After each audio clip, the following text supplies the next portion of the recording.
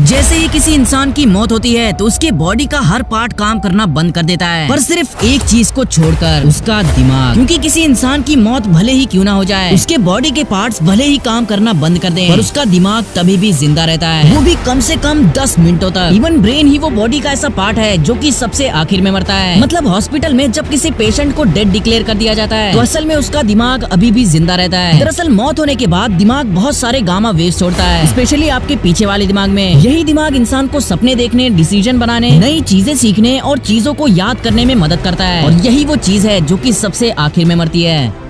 क्या आपने कभी ये सोचा है कि पायरेट्स अपनी एक आंख पर पट्टी क्यों लगाते थे? मुझे पता है आप लोग सोच रहे होंगे कि शायद वो अपनी खोई हुई आंख को ढकने के लिए पहनते थे, लेकिन आप गलत हो। दरअसल जब पायरेट्स अंधेरे से रोशनी में जाते थे तो उनकी आंख काफी जल्दी एडजस्ट हो जाती थी और सब कुछ बहुत जल्दी दिखने लगता था। लेकिन जब वो उजाले से अंधेरे में जाते थे तो उनकी आंख को एडजस्ट होने में 20 से 25 मिनट तक लग जाते थे। well, ये चीज आपके साथ भी हुई होगी। जब आप कड़कती धूप से आकर अचानक अंधेरे कमरे में जाते हो, आपको थोड़े देर के लिए कुछ नहीं दिखता, पर धीरे धीरे सारी चीजें दिखने लगती हैं। यही चीज पायरेट्स के साथ भी होती थी, क्योंकि पायरेट्स को हमेशा ऊपर से नीचे जाना पड़ता था। अब ऐसे में आंखों को तुरंत एडजस्ट करने के लिए वो अपनी एक आंख पर पट्टी बांध लेते थे, क्योंकि जब आंख पहले से ही अंधेरे में रहती थी तो वो अंधेरे को तुरंत एडजस्ट कर लेती थी, जिससे वो काफी अंधेरे में भी बहुत आसानी से देख पाते थे।